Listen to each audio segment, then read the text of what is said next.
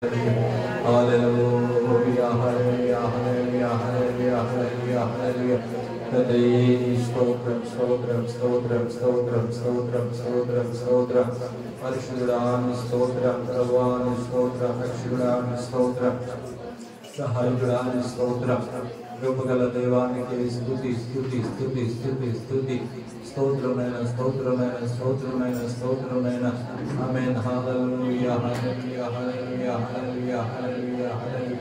Hallelujah, hallelujah, hallelujah, hallelujah, hallelujah, hallelujah, hallelujah, hallelujah, hallelujah, hallelujah, hallelujah, hallelujah. Hallelujah, hallelujah, hallelujah, hallelujah, hallelujah, hallelujah. Hallelujah, hallelujah, hallelujah, hallelujah, hallelujah, hallelujah. Hallelujah, hallelujah, hallelujah, hallelujah, hallelujah. Devanu stotram, stotram, stotram, stotram, stotram, stotram. Devanu stotram, stotram, stotram, stotram, stotram, stotram. Devanu stotram, stotram, stotram, stotram, stotram, stotram, stotram. Arshudani stotramena, stotramena, stotramena. Amen. Hallelujah, hallelujah, hallelujah, hallelujah, hallelujah, hallelujah, hallelujah, hallelujah,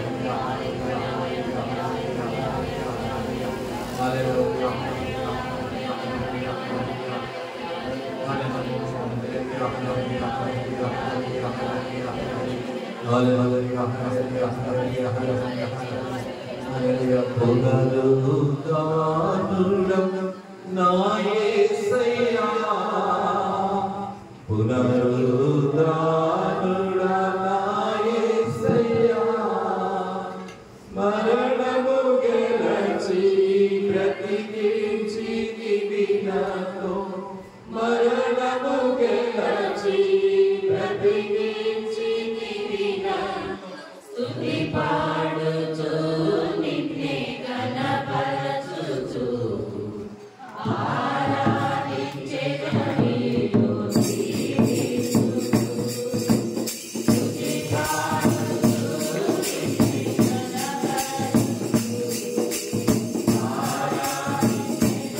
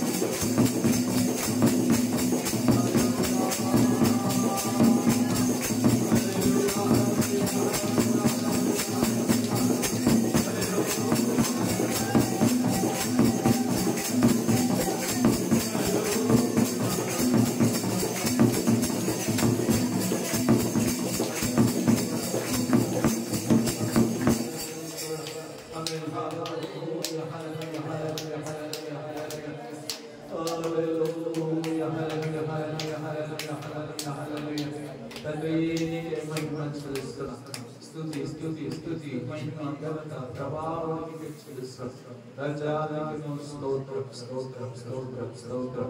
గొప్ప దేవానికి స్తోత్రం నాయన. మహిమగల రాజానికి స్తోత్రం. ఆరాధనీయుడానికి స్తోత్రం స్తోత్రం. ప్రభువునికి మహిమ చెల్లిస్తున్నాం. ప్రార్థన చేస్తున్నాం. తోడుగా చేయము కొరకు కూడిన ప్రభు కలుపచ్చినట్లుగా భక్తులు ప్రార్థన చేస్తున్నాం.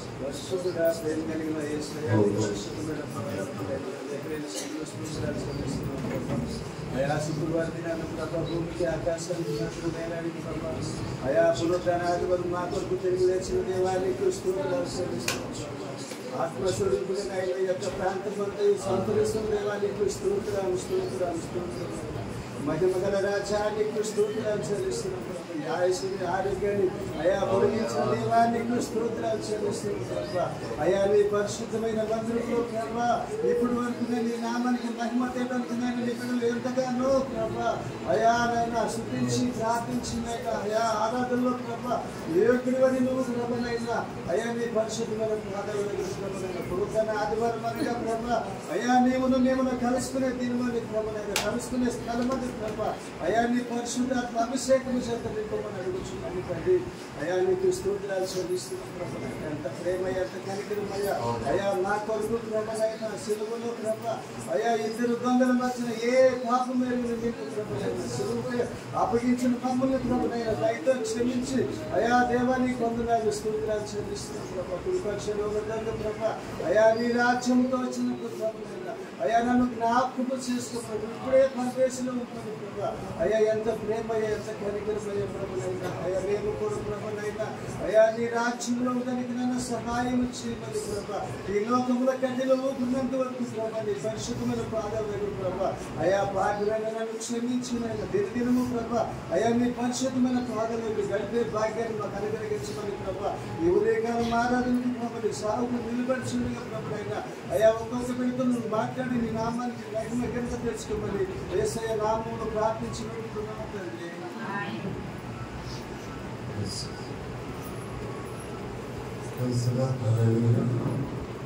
దేవుని స్తోత్రం చెప్తాం. హల్లెలూయా హల్లెలూయా హల్లెలూయా. దేవుని నామ స్తోత్రాలు. కోడిగా సంగతులందరికీ ప్రభు యేసుక్రీస్తు వారి నామములో శుభాభివందనాలు తెలియజేస్తున్నాం. అందరికీ వందనాలు. Praise the lord. దేవుని స్తోత్రం.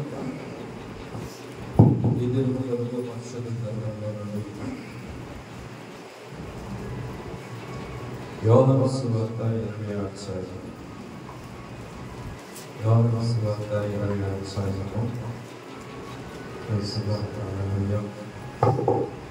వాక్యం చదువుతాం. వచ్చి నేను ప్రభువును చూచితిని, ఆయన నాతో ఈ మాటలు చెప్పానని శిష్యులకు తెలియజేశారు.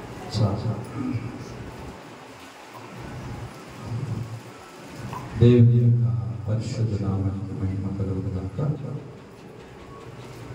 ఈ దినము దేవుని మాటలు మనం ధ్యానం చేసుకుందాం. ప్రపంచమంతటా కూడా ఈ దినము పునరుద్ధానాన్ని యేసయ్య జ్ఞాపకం చేసుకుంటూ ఆరాధన జరుగుతుంది. అలాగే మనము కూడా మరొకసారి ఈ దినం మనకు స్తోత్రం. మనకు ప్రతి పునరుద్ధానం ప్రతి ఆదివారము ఒక పండుగ దినమే. హల్లెలూయా. కొంతమందికి 4 రోజుల తర్వాత సంవత్సరానికి ఒకసారి వస్తాయి. యేసుని పండుగ. కానీ మనకి ప్రతి ఆదివారము ప్రభు దినం, సంతోషించే దినం, ఆనందించే దినం, ఆరాధన దినం. దేవుని స్తోత్రం. హల్లెలూయా. కనుక ప్రభు బిడ్డలారా, మరి మనం ప్రతి ఆదివారం ప్రభులో ఆనందిస్తున్నాం.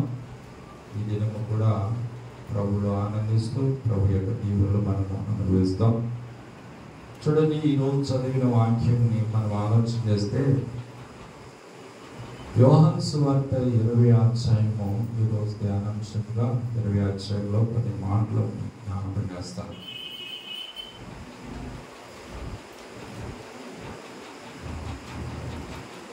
యేసు ప్రభువారు శుక్రవారం ఆయన సిలువలో ప్రాణం పెట్టాడు. అరిమతయి యోసేపు ఆయన శరీరం నాకు కావాలని పిలాతు దగ్గర, అధికారి దగ్గర ఆయన శరీరం కావాలి అని ఆయన చనిపోగానే తెగించి అని ఉంటుంది, ప్రాణాన్ని తెగించి అప్పుడు వాళ్ళకు రహస్యముగా ఉన్న అరిమతయి యోసేపు వెళ్ళి ప్రభు శరీరాన్ని తీసుకొచ్చారు. ఆయన శరీరాన్ని తీసుకుని అరిమతయి యోసేపే తొలిపించుకున్న కొత్త సమాధి, స్తోత్రం, ఆమేన్, హల్లెలూయా. ఆ సమాధిలో యేసయ్య శరీరాన్ని పెట్టాడు. యూదుల యొక్క పద్ధతి ఏంటంటే ముందుగానే సమాధి తొలిపించుకుంటారు. అది యూదు యొక్క పద్ధతి ప్రకారం అరిమతయి యోసేపు ముందుగానే ఆ యొక్క రాతి కొండను తొలగించి దాంట్లో సమాధిని సిద్ధపరచుకుంటే యేసయ్య చనిపోయినప్పుడు ఈ యోసేపు వెళ్ళి ప్రభు శరీరాన్ని తీసుకుని వచ్చి సుగంధ ద్రవ్యాలు పూసి సమాధిలో పెట్టాను. తెలిసినట్లుగా ఇవన్నీ కూడా లేఖనానుసారంగానే జరిగింది. ప్రతిదీ కూడా ఆయన చనిపోవటం లేఖనానుసారం, ఆయన సమాధి చేయబడటం లేఖనానుసారం, ఆయన తిరిగి లేచుట కూడా లేఖనానుసారమే. స్తోత్రం.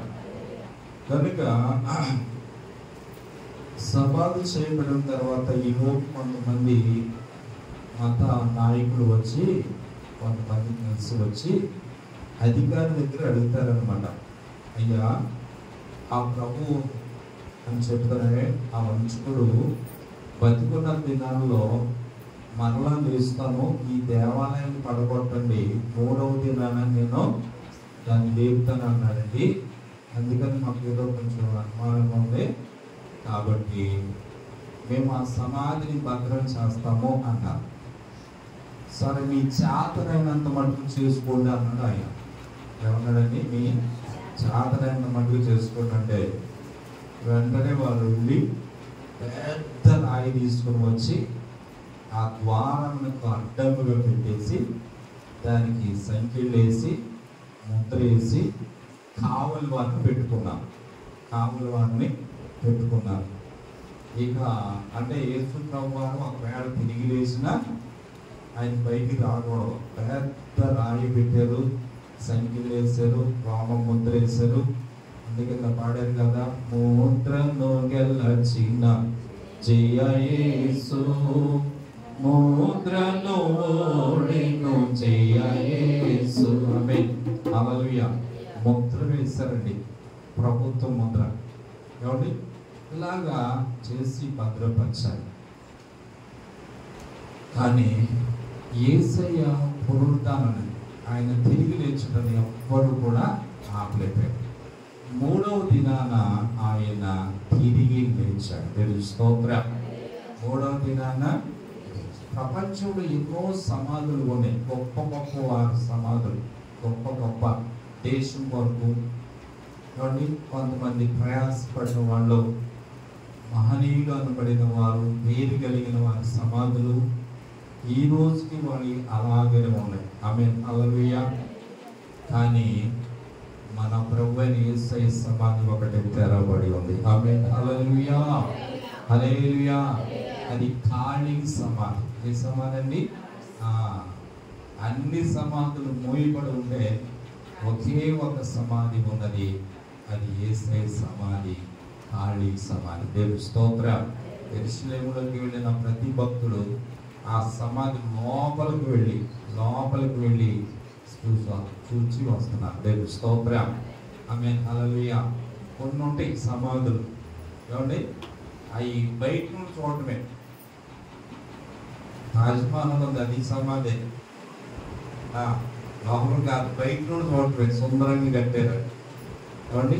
కానీ యేసయ్య సమాధి లోపలికి వెళ్ళి ఆయన అక్కడ లేడు అని రుజువు చేస్తూ ఉన్నారు. దేవుని స్తోత్రం. ఆమేన్, హల్లెలూయా. ఇంత గొప్ప కృపను దేవుడు మనకు అనుగ్రహించాడు. కాబట్టి ఈరోజు మన వాక్యంలో జ్ఞాపకం చేసుకుంటే వీళ్ళందరూ కూడా ఏమనుకున్నారంటే ఇది యేసయ్య లేడు అనుకుంటున్న సమయంలో ప్రభువారు ఆయన పునరుద్ధానుడై లేచిన సందర్భ రుజువులు అనేకం కనబడుతున్నాయి. మనం వాటిలో ఉండి కొన్ని మాటలు మనం తలంచుకుందాం. ఈ సమయంలో ఈ 20వ అధ్యాయం కొంచెం ఆలోచించాలి. 20వ అధ్యాయము మొదటి వచనం మనం చదివితే, ఆదివారమున ఇంకనూ చీకటి ఉన్నప్పుడు మగ్దలేని మరియా పెద్దల కాడ సమాధి వద్దకు వచ్చి సమాధి మీద ఉంచిన రాయి తీయబడి ఉండుట చూచెను. ఈ అధ్యాయంలో చూచెను అని ఈ 18 వచనాల వరకు మనం చదివితే అనేక పర్యాలు చూచెను అని మాట కనబడుతుంది. దేవుని స్తోత్రం. ఆమేన్, హల్లెలూయా. చూడండి, దీంట్లో మగ్దలేని మరియా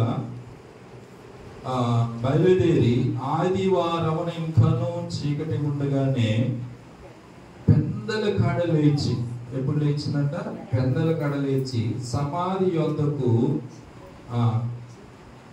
యొద్దకు వచ్చి సమాధి మీద ఉంచిన రాయి తీయబడి ఉండుట చూశారు. దేవుని స్తోత్రం. మొట్టమొదట ప్రభువును చూసింది ఎవరు అంటే మగ్దలేని మరియే. అది మార్కు సువార్తలో మనకు కనపడింది. యేసయ్య పునరుద్ధానం గురించి మత్తయి సువార్తలో రాయబడి ఉన్నది. యేసయ్య పునరుద్ధానం గురించి మార్కు సువార్తికుడు రాశాడు. యేసయ్య పునరుద్ధానం గురించి లూకా అనే సువార్తికుడు రాశాడు. యేసయ్య పునరుద్ధానం గురించి యోహాను అనే భక్తుడు కూడా రాశాడు. దేవుని స్తోత్రం. యేసయ్య పుట్టుకల గురించి ఇద్దరే రాశారు. ఎవరు? మత్తయి సువార్తలో యేసయ్య పుట్టుక కనపడింది. యేసయ్య పుట్టుక మరలా లూకా సువార్తలో కనపడింది. Praise the lord, hallelujah. Mark సువార్తలో ఆయన పరిచర్య ప్రారంభం కనపడింది. పరిచర్య బాప్తిస్మం నుంచి యోహాను పరిచర్య ప్రారంభించిన దగ్గర నుండి యేసయ్య బాప్తిస్మం ఇచ్చిన సందర్భం దగ్గర నుండి అంటే పరిచర్య ప్రారంభించబడింది. ఎవరు రాశారు? మార్కు సువార్తలో. అలాగనే యోహాను కూడా ప్రభు యొక్క అద్భుత కార్యాల గురించి ఎక్కువగా దేవుడు చేసిన ఘనమైన కార్యాల గురించి ఆయన అక్కడ రాశారు. పుట్టుక గురించి రాసిన ఇద్దరే, కానీ ఆయన మరణమును గురించి 4 సువార్తికులు కూడా రాశారు. దేవుని స్తోత్రం. అంటే ఎంత ప్రాముఖ్యం అన్నది మనం జ్ఞాపకం చేస్తున్నారు. ఆయన చనిపోవటాన్ని గురించి రాశారు. ఆయన తిరిగి లేచాడు, తిరిగి లేచిన దాని గురించి రాశారు. ఈ 4 సువార్తికుల్లో ఉన్న మాటలు మనం కొంచెం ఆలోచన చేస్తే, మగ్దలేని మరియా ప్రభువును చూసెను అని మార్కు సువార్తలో మనం చదువుతాం. దేవుని స్తోత్రం. ఆమేన్, హల్లెలూయా. వాళ్ళు ఒకరోజు అంటే చనిపోయిన తర్వాత సుగంధ ద్రవ్యాలన్నిటిని కూడా సిద్ధపరచుకొని సమాధి దగ్గరికి వెళ్ళడానికి వాళ్ళందరూ కూడా స్త్రీలు సిద్ధపడ్డారు. మార్కు సువార్తలో మొదటి 16 మొదటి వచనాన్ని చదివితే, విశ్రాంతి దినము గడిచిపోగా మగ్దలేని మరియా యాకోబు తల్లి అయిన మరియయు సలోమియు వచ్చి పూయవలెనని సుగంధ ద్రవ్యములను కొనిరి. దేవుని స్తోత్రం. చాలు, దేవుని స్తోత్రం చెప్పండి. హల్లెలూయా. చూడండి, వారు ఇక్కడ మనం యోహాను భక్తులైతే ఒక ఆమెను ఫోకస్ చేసి చెప్తూ ఉన్నాడు. ఈమె మగ్దలేని మరియా ఆదివారమున ఎప్పుడంటండి? ఆదివారం వాటినన్నిటిని కొనుక్కొని వాళ్ళు సిద్ధపరచుకున్నారు. ఇంకా తెల్లవారికి ముందే ఆదివారమున ఇంకనూ చీకటి ఉన్నప్పుడే పెద్దల కాడ లేచి సమాధి దగ్గర బయలుదేరి సమాధి వద్దకు వచ్చారు. ఆమేన్, హల్లెలూయా. ఎప్పుడు లేచింది ఆమె? పెద్దల కాడ లేచింది. దేవుని స్తోత్రం. ప్రభు బిడ్డలు ఈ మాట మనం జ్ఞాపకం చేసుకోవాలి. దేవుని దగ్గరకు, దేవుని సన్నిధికి, దేవుని ఆరాధన చేయడానికి మనం పెద్దల కాడ ప్రభు సన్నిధికి వెళ్ళాలి. దేవుని స్తోత్రం చెప్పండి. హల్లెలూయా. ఏదో మనకి ఎప్పుడో సమయం దొరికితే వెళ్ళి లేకపోతే మానేసే వాళ్ళుగా ఉండకూడదు. ప్రభుని చూడాలి, ప్రభు ప్రసన్నతను అనుభవించాలి, ప్రభు శక్తిని నేను పొందుకోవాలంటే ఈ మత్తలేని మరియా వలె ప్రభు కొరకు ఒక ఆశ, ఆసక్తి మన గుండెల్లో ఉండాలి. ఆమేన్. హల్లెలూయా. చూడండి, ఇంకొక మాట ఏంటంటే ఆమె ఆదివారమున ఇంకనూ చీకటి ఉండగానే, ఎప్పుడంట? ఆదివారం. మనం ఎప్పుడు లేస్తాం? మన పెద్దల కాడ ఎప్పుడు లేస్తాం? సోమవారం, మంగళవారం, బుధవారం, గురువారం, శుక్రవారం, శనివారం వరకు పెద్దల కాడ లేస్తాం. ఎందుకంటే పనులకి వెళ్ళాలని, ప్రయాణాలకు వెళ్ళాలని, బస్సుకి వెళ్ళాలని, వాటికి వెళ్ళాలని, పిల్లలు స్కూల్కి వెళ్ళాలని. ఆదివారం వచ్చేటప్పటికి ఎప్పుడు లేస్తామండి? సెలవు దినం. నేను అందరూ ఏమనుకుంటారంటే ఆదివారం సెలవు అంటే బైబిల్కి అంత వ్యతిరేకం, మనం దేవుడి వాక్యానికి వ్యతిరేకం. ప్రభు వాక్యంలో ఏముందంటే ఆదివారమున, ఆమేన్, హల్లెలూయా, ఆదివారమున ఇంకా చీకటి ఉండగా. నువ్వు ఎప్పుడు లేవాలి అంటే 6 రోజులు ఎప్పుడు లేచిన కాదు, ముందు ఆదివారం అని. కానీ ఈ రోజు ప్రభు దినం, ప్రభుని ఆరాధించే దినం, ప్రభుని సేవించే దినం, ప్రభుని స్తుతించే దినం, ప్రభుని గణపరిచే దినం, ప్రభుతో మాట్లాడే దినం, ప్రభుని ఆయన సంతోష పెట్టే దినం, ఆయన ఆరాధించి దేవుని నామను గొప్ప చేసే దినము ఈ దినం, నా ప్రభుని కలుసుకునే దినం అని మనం ఏం చేయాలంటే పెద్దల కడ లేవాలి. దేవుని స్తోత్రం. ఆమేన్, హల్లెలూయా. నువ్వు 6 దినాలు నీ కొరకు, నీ కుటుంబం కొరకు, నీ పొట్ట కొరకు, నీ జీవితం కొరకు, నీ కొరకు బ్రతుకుతున్నా, నీ కొరకు లేస్తున్నావు. ఇప్పుడు ఈ రోజు దేవుని రోజు, దేవుని మహిమపరిచే. యోహన్ ఏమంటాడంటే ప్రభు దినమున అంటాడు. ఏ దినం అంటే ఇది? ప్రభు దినం. ఈ రోజు నీది కాదు, నాది కాదు, ప్రభు దినం, ప్రభుని ఆరాధించే దినం. కనుక ప్రభు బిడ్డలారా, ఈ దినమున పెద్దల కాడ చూడండి, మాట ఏముందంటే ఆమె ప్రభుని చూడడానికి కనుక ఆమె ఏంటంటే ఆమె పెద్దల కాడ లేచింది. దేవుని స్తోత్రం. ఆమేన్, హల్లెలూయా. ఇంకా చీకటి ఉండగానే, ఇంకా చీకటితోనే వేకువనే లేచి ప్రభువుని వెతకాలి, ప్రభు దగ్గరికి వెళ్ళాలి, ప్రభు సన్నిధిలోనికి వెళ్ళాలి అనే ఆశ ఆమెలో ఉన్నది. కనుక ప్రభు చనిపోయాడు, సమాధి చేయబడ్డాడు. కానీ ఆమె ఆశ ఏంటో తెలుసా? ఆమె ఆశ ఏంటంటే ఎలాగైనా నేను ప్రభుని దర్శించాలి, ఎలాగైనా ప్రభు దగ్గరికి వెళ్ళాలని. ఆ రాత్రి మరి నిద్ర పట్టిందో లేదో కానీ ఆశ కొద్ది ఆమె ఉదయకాలం వేకువనే లేచి ప్రభు దగ్గర ప్రయాణం చేస్తుంది. దేవుని స్తోత్రం. హల్లెలూయా. ఆమె అనుకుంది, వెళుతూ ఉండగా ఒక ఆలోచన వచ్చింది.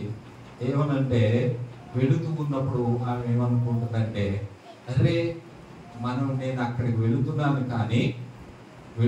కానీ ఆ సమాధి మీద పెద్ద రాయి ఉన్నది, ఆ సమాధి మీద పెద్ద రాయి ఉంది కదా, మరి దాన్ని ఎవరు తీస్తారు నా కొరకు? హల్లెలూయా. ఇక ఆమెతో పాటు కొంతమంది స్త్రీలను పిలుచుకుంది. వాళ్ళు కూడా పొద్దున్నే ఉదయకాలమే లేచి వెళుతూ ఉన్నారు. అది మన మార్కు సువార్తలో చదివే 16వ అక్కడ ఆమెతో పాటు కొంతమంది వెళుతూ ఇలా అనుకుంటున్నారు. ఏమనుకుంటున్నారు వాళ్ళందరూ కలిసి, మనం ఏది బయలుదేరి కానీ మనమైతే సమాధి దగ్గరికి వెళుతున్నామో మరి దాని మీద పెద్ద రాయి ఉండేశారు. ఆ రాయి మన కొరకు ఎవరు తీస్తారు, ఎవరు దానిని తొలగిస్తారు? ఆ రాయి మనోళ్ళంటే మన బ్రదర్స్ ఎవరు, మగరాయిలు ఉన్నారు కదా, వాళ్ళేమో రావులు ఎక్కడికి ఉదికారు సమాధి కాడ. ఏమంటే పేతురు, యోహాను, యాకోబు, ఆంద్రియా ఉన్నారుగా, మరి 12 మంది శిష్యులు. వాళ్ళు లేదు, ఇంకా వాళ్ళు లేవలే, వాళ్ళు ఇంకా నిద్రలోనే ఉన్నారు, మత్తులోనే ఉన్నారు. చల్లారన్నా ఏం పట్టట్లే వాళ్ళకి. ఎవరికి? మగోళ్ళకి అండి. ఏళ్ళు లేచి పరిగెత్తుకుని సమాధి దగ్గరికి వెళ్తుంది. వీళ్ళకి ఉండాలిగా. ఎవరికి? మగోళ్ళకి. ఆ మగోళ్ళు రాట్లా. కనుక ఈ ఆడవాళ్ళు అనుకుంటున్నారు, ఈ స్త్రీలు అనుకుంటున్నారు, మన కొరకు ఎవరు దీనిని తొలగిస్తారు, ఎవరు దీన్ని తీస్తారు అని వీళ్ళు ఏం చేస్తున్నారంటే మాట్లాడుకుంటున్నారు, అనుకుంటున్నారు. మనం వెళ్తున్నాము కానీ వెళుతూ ఉన్నాం, మరి అక్కడ సమాధి మీద పెద్ద రాయి ఉన్నది, అది ఎంతో పెద్దది, అంత పెద్ద రాయిని ఎవరికి ఇస్తారు మన కొరకు అని ఆలోచన చేస్తున్నారు, మాట్లాడుకుని వెళ్ళుచూ ఉండగా. దేవుని స్తోత్రం. ఆమేన్, హల్లెలూయా. ఇది మొదటిగా మీరు గ్రహించండి. వీళ్ళలో ఉన్నది ఏమంటే ప్రభువును చూడాలని ఆశతో వెళుతూ ఉన్నారు, ఆయన శరీరం తాకాలని వెళుతున్నారు. ఇంకొక మాట జ్ఞాపకం, వాళ్ళంటే సుగంధ ద్రవ్యాలు కొన్నారంట. ఎందుకు? ప్రభుకు పూయడానికి. చెప్పండి, ప్రభుకి పూయడానికి. అంటే యేసు ప్రభు వారికి పూయడం కొరకు ఏం కొన్నారు వాళ్ళు? సుగంధ ద్రవ్యములు కొన్నారు అని రాయబడింది. దేవుని బిడ్డలారా, ఇక్కడ సుగంధ ద్రవ్యాలు దేనికి అంటే ప్రభునికి పూయడం కొరకని మనం జ్ఞాపకం చేసుకుంటాం. అంటే అర్థం ఏంటంటే సుగంధ ద్రవ్యాలు ఆరాధన గుర్తు. దేవుని స్తోత్రం. ఓ భక్తుడు ఇలాగా అన్నాడు, ఏమన్నాడంటే సుగంధ పరిమళాల సువాసన పరిశుద్ధులు కుమ్మరించు ఆరాధన. సుగంధ పరిమళాల సువాసన పరిశుద్ధులు కుమ్మరించు ఆరాధన.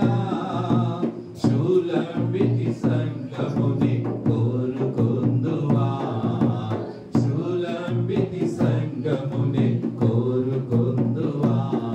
ఆమేన్, హల్లెలూయా, హల్లెలూయా.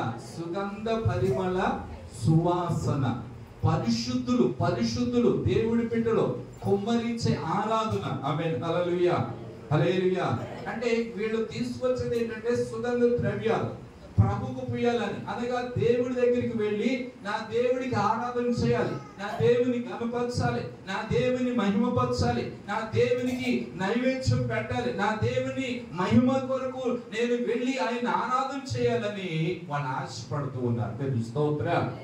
అవన్నీ కూడా సిద్ధం చేసుకున్నారు, అవన్నిటిని కూడా ముందే సిద్ధం చేసుకున్నాడు. వాక్యం ఏముందో తెలుసా? కీర్తన 5వ కీర్తన 3వ వచనంలో ఏమంటాడంటే, కీర్తనకారుడైన దావీదు 5:3 ఇలా రాయబడింది, ఉదయమున యెహోవా ఉదయమున నా కంఠస్వరము నీకు వినబడును, ఉదయమున నా ప్రార్థన నీ సన్నిధిని ఏం చేశాడంటండి?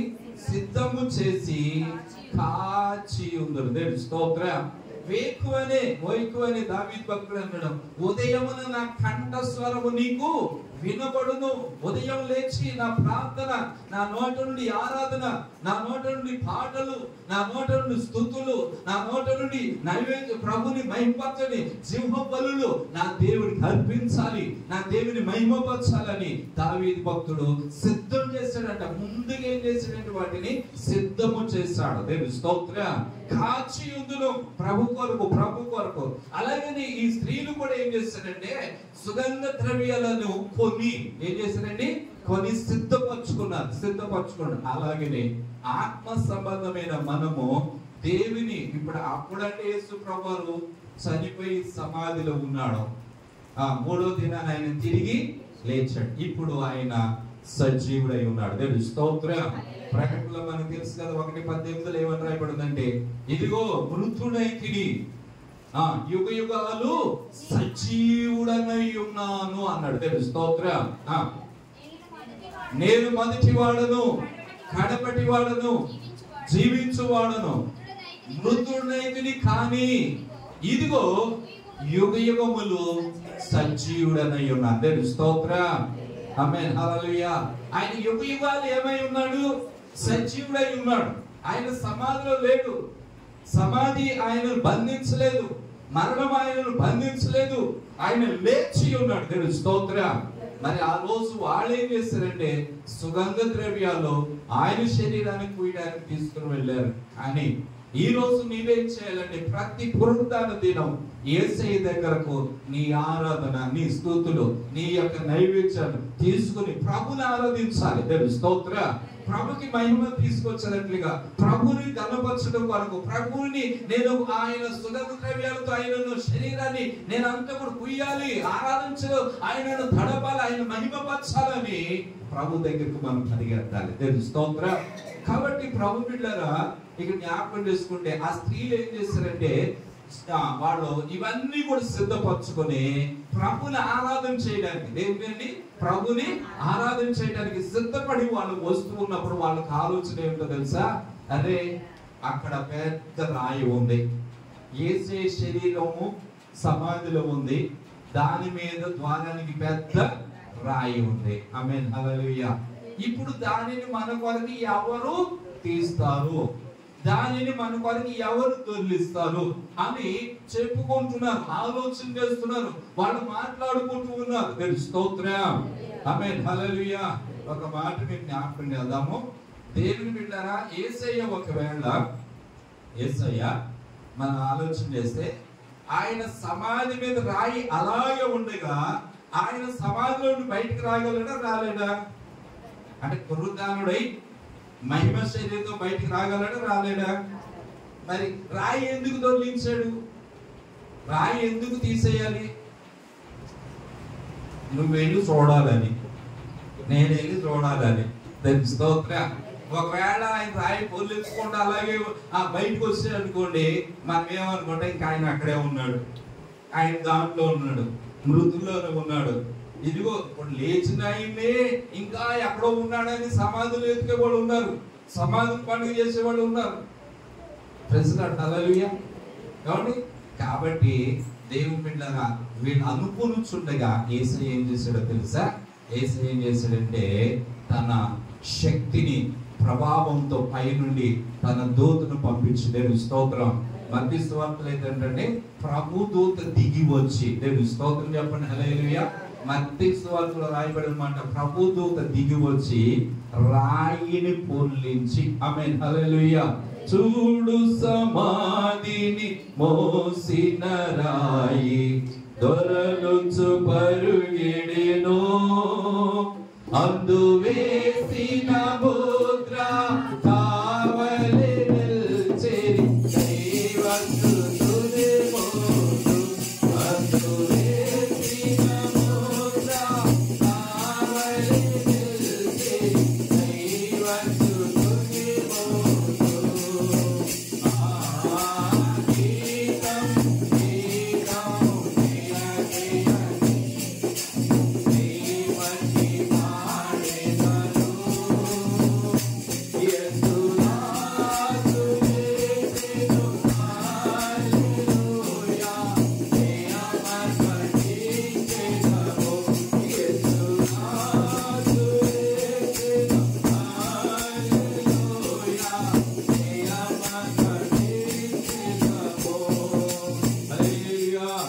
హల్లెలూయా.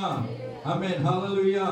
దేవుని బిడ్డలారా, ప్రభు ఆయన దూతను పంపించి, ప్రభు దూత వచ్చి రాయి పొర్లించి, హల్లెలూయా, హల్లెలూయా, పొర్లించి, ప్రభు దూత పరలోకము నుండి దిగి వచ్చి రాయి పొర్లించి దాని మీద కూర్చున్నాడు. హల్లెలూయా. వీళ్ళేమనుకుంటున్నారు? ఈ స్త్రీలు ఏమనుకున్నారు? మన కొరకు దానిని ఎవరు దొర్లిస్తారు, మన కొరకు ఎవరు తీస్తారు? ఇప్పుడు ఇక్కడ ఈ రాయి యేసయ్య శరీరమేమో, యేసయ్య శరీరమేమో ఎక్కడ ఉంది? సమాధిలో ఉంది. యేసయ్య శరీరాన్ని తాకకుండా, యేసయ్య శరీర ఆరాధన చేయకుండా, యేసయ్య శరీరానికి సుగంధ ద్రవ్యాలు పూయకుండా ఒక రాయి అడ్డు ఉంది. ఒక రాయి ఏముందండి? అడ్డు ఉంది. దేవుని స్తోత్రం. ఇప్పుడు ఆ రాయి అడ్డుగా ఉన్నది. వీళ్ళు వచ్చేది కానీ రాయి అడ్డుగా ఉంటుంది. వీళ్ళు వచ్చినా ఏముందండి? అడ్డుగా ఉన్నది. అయితే దేవుడి బిడ్డలు జ్ఞాపకం చేసుకోండి, ప్రభుని ఆరాధన చేయడానికి నువ్వు ఎప్పుడైతే పరిగెత్తుతావో, ఆశపడుతూ ఉంటావో, యేసయ్యను ఆరాధన చేయడానికి, యేసయ్యను మహిమపరచడానికి, యేసయ్య దగ్గరికి వెళ్ళడానికి ఏవైతే అడ్డుగా ఉన్న రాళ్ళు ఉన్నాయో, బండలు ఉన్నాయో, అనగా సమస్యలు ఉన్నాయో, ఆటంకాలు ఉన్నాయో, అవన్నిటిని దేవుడు పారదోలుతాడు. దేవుని స్తోత్రం. ఆమేన్, హల్లెలూయా.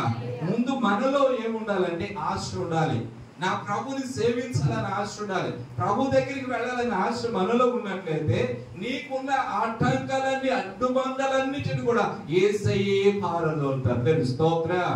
ఒకలాగా చెప్పుకోవాలంటే ఈ ఆడకూతులకు, ఈ ఆడపిల్లలకు ఆ రాయి తొలగించడం వాళ్ళ వల్ల కాదు, కష్టమే. కానీ వాళ్ళు వస్తున్నారని ప్రభువే ముందుగా వాటిని ఏం చేశాడు తెలుసా? తొలగించేశాడు. దేవుని స్తోత్రం. ఆమేన్, హల్లెలూయా. ఈ రోజు నువ్వు దేవుడి దగ్గరకు వస్తూ ఉండు, ఆరాధన చేస్తూ ఉండు, సన్నిధిలోకి వెళుతూ ఉండు, ప్రభుతో మాట్లాడుతూ ఉండండి, ప్రభుని మహిమపరుస్తూ ఉండండి, ప్రభుని ఆరాధన చేయాలని ఆశతో దేవుడి దగ్గర వస్తూ ఉండగా నీ బంధకాలు ఆటంకాలన్నీ కూడా దొరికి వెళ్ళిపోతూ ఉంటాయి. దేవుని స్తోత్రం.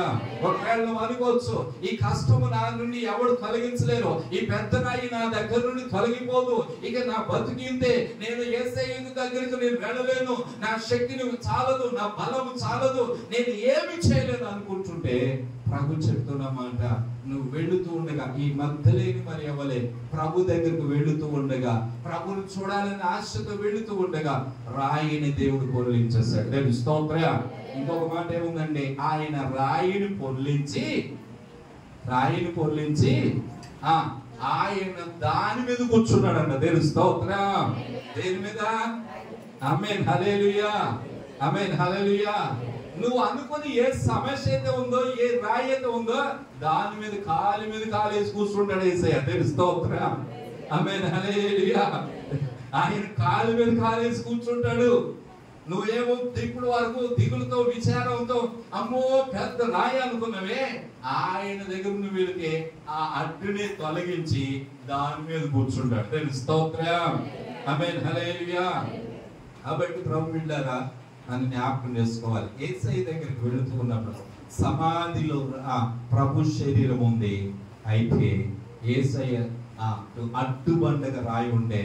వీళ్ళు అనుకున్నారు ఎవరు తొలగిస్తారు అనుకుంటుండగా యేసయ్య పరలోకంలో ఉండి దిగి వచ్చి రాయిని దొర్లించేశాడు. దేవుని స్తోత్రం. ఆమేన్ హల్లెలూయా. దాని మీద కూర్చున్నాడు. వచ్చి చూడగా వాళ్ళ దగ్గరికి వచ్చేటప్పటికల్లా రాయి ఏమైందండి? దొర్లించబడి ఉన్నది. దేవుని స్తోత్రం. కావలి వారు చచ్చినట్లుగా ఉన్నారు. ఇప్పుడు వారు పొడుస్తాను, కలుస్తాను, అరుస్తాను అన్నారు చూసారా? వాళ్ళందరూ ఏమైపోయారు? చచ్చిన వారైపోయారండి. ప్రభు బిడ్డలుగా జ్ఞాపకం చేసుకో. నీ మీదకి ఎన్ని ఆటంకాలు వచ్చినా, ఇప్పుడు శరీరం అంటే అర్థం ఏంటో చెప్పనా? ప్రభు శరీరం అంటే అర్థం ఏంటంటే వాక్యంలో మాట చదువుదాం. చూడండి, ఎఫెసీయులకు రాసిన పత్రిక 1వ అధ్యాయము ఆఖరి వచనం. ఎఫెసీయులకు రాసిన పత్రిక 1. ఆ సంఘము ఆయన శరీరము చాలండి. ఆ సంఘము. ఇప్పుడు శరీరం ఎక్కడ ఉంది చెప్పండి? వాస్తవంగా చనిపోయిన శరీరం ఎక్కడ ఉంది? సమాధిలో. ఇప్పుడు శరీరం అంటే ఎవరు? సంఘం. ఆమేన్ హల్లెలూయా. సంఘం అంటే ఎవరు? దేశం అంటే మట్టి కాదు. దేశం అంటే సంఘం అంటే 4 గోడలు కాదు. సంఘం అంటే 4 గోడలు కాదు, స్లాబ్ కాదు. దేవుని స్తోత్రం. సంఘం అంటే మనమే. దేవుని స్తోత్రం. నీవే, నేనే, మనమే. ఇప్పుడు మన మీద ఒక రాయి అడ్డుగా ఉన్నది, ఒక సమస్య అడ్డుగా ఉంది, ఒక బంధకాలు అడ్డుగా ఉన్నాయి, ఒక ఇబ్బంది అడ్డుగా ఉంది. నీకు లేవనీయకుండా చేయాలని శత్రువైన సాతాను ఆయుధాలు పట్టుకుని, కాబట్టి మరణదూత అక్కడ పొంచి ఉండి, కాబట్టి సైనికులు ఉండి, ముద్రలు ఉండి, కావలి ఉండి, ఇవన్నీ కూడా లేవకుండా, అనగా పైకి రాకుండా, జీవంతో ఉండకుండా చేయడానికి ఎన్ని ప్రయత్నాలు చేశారు. కానీ దేవుని శక్తి ఎదుట ఇవేవి నిలబడలేకపోయింది. దేవుని స్తోత్రం. దైవ శక్తి ఎదుట ఏవి నిలబడలేవు. నీవు దేవుడితో కలిసి ఉన్నప్పుడు, యేసయ్య శక్తి పై నుండి దిగి వస్తున్నప్పుడు, అనగా గగనమును చీల్చుకుని ప్రభు దిగి వస్తుండగా యేసయ్య శక్తి ఎదుట ఏ శక్తి కూడా నిలవలేకపోయింది. దేవుని స్తోత్రం. ఈ శరీరంలోనికి ఈ మట్టి శరీరంలోనికి పైనుండి దైవ శక్తి దిగి వచ్చింది, దేవుని ఆత్మ దిగి వచ్చింది. దిగి రాగానే మరణ శరీరము మార్పు నొంది మహిమ శరీరము పొందుటకై మరణ శరీరము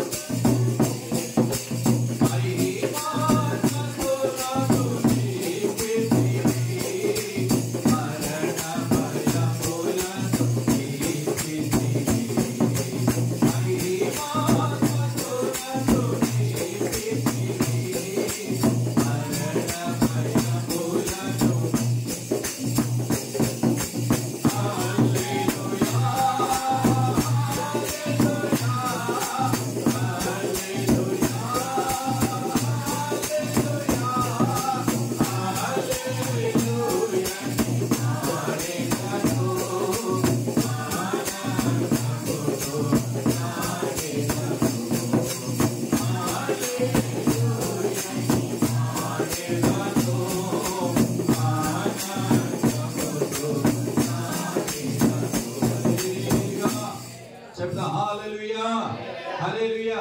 మరణ శరీరము ఏమైందంట? మహిమ శరీరముగా లేపబడింది. దేవుని స్తోత్రం.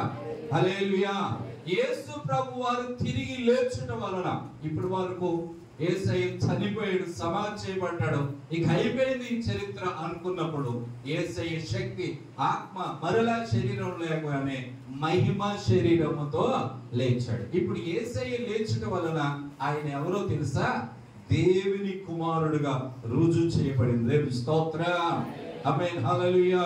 ఒక మాట ఆయన రుజువుల గురించి 1-2 మాటలు చెప్పి మనం ప్రార్థన చేస్తాం. చూడండి, పరిశుద్ధ గ్రంథములో దేవుని వాక్యంలో రోమపత్రిక 1వ అధ్యాయం, రోమపత్రిక 1వ అధ్యాయము మొదటి 7 వచనాలలో ఒకటే పారాగ్రాఫ్ ఉంటుంది. దానిలో 12వ లైన్ అనుకుంటా, చదవండి. యేసుక్రీస్తు మధ్యలో శరీరమును బట్టి దావీదు సంతానముగాను మృతులలో నుండి, చూడదన్నమాట, మృతులలో నుండి పునరుద్ధానుడైనందున పరిశుద్ధ ఆత్మను బట్టి దేవుని కుమారుడిగా ప్రభావముతో నిరూపించబడిన. దేవుని స్తోత్రం చెప్పండి. హల్లెలూయా. హల్లెలూయా.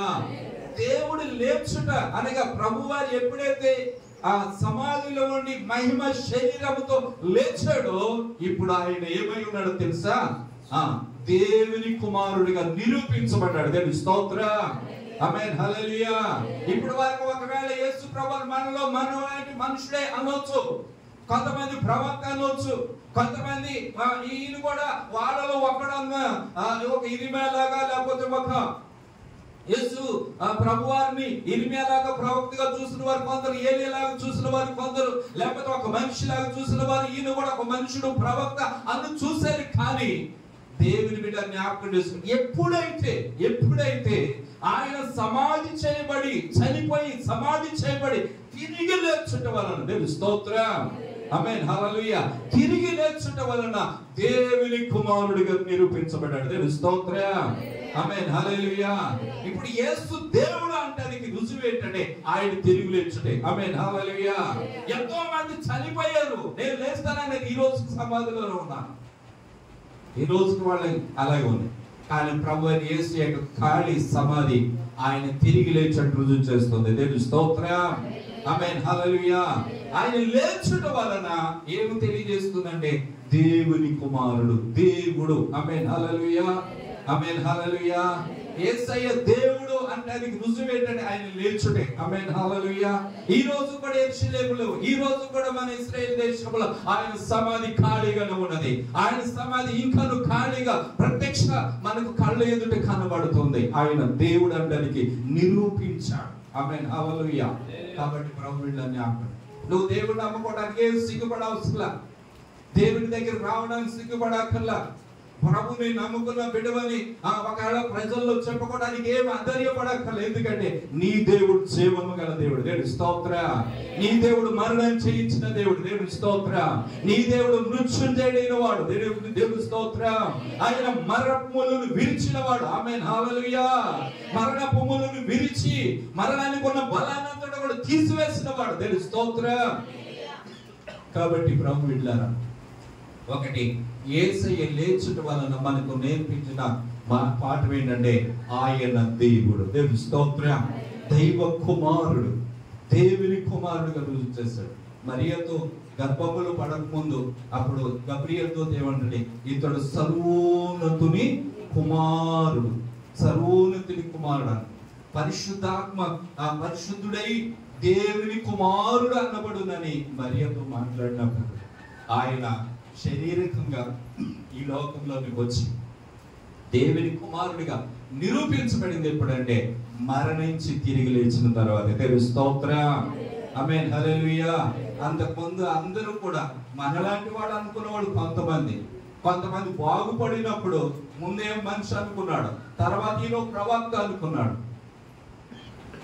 కానీ ఇప్పుడు ఆయన లేచుట వలన ప్రభు మనకు నేర్పించే మాట ఏంటంటే ఆయన దేవుడు. చెప్పండి, ఆయన ఎవరండి? దేవుడు. రేపు నిన్ను కూడా ఆయన మనకు నేర్పే మాట ఏంటంటే నేను లేచాను కనుక మిమ్మల్ని కూడా లేపుతారని ప్రభు వారు మనకి జ్ఞాపకం చేస్తున్నాడు. దేవుని స్తోత్రం. ఆమేన్. హల్లెలూయా, హల్లెలూయా. దేవుడు దేవుడు యేసు